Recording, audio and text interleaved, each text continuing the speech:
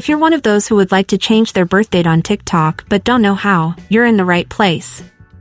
I'll show you how you can do that. Let's get started. Follow my steps. Open TikTok and then open the homepage of your profile.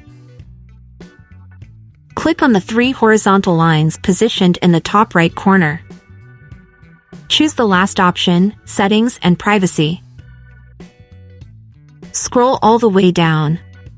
Since direct editing of the birth date is not possible in the current version of the app, we'll contact TikTok support.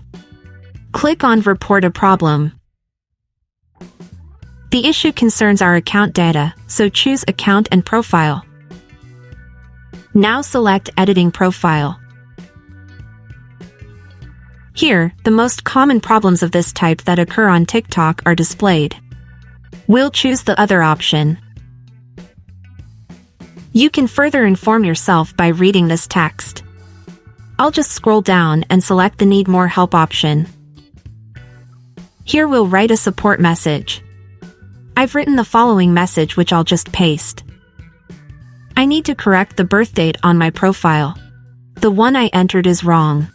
I can provide my ID card as proof of my actual birth date. Please assist me in resolving this issue with my TikTok birth date.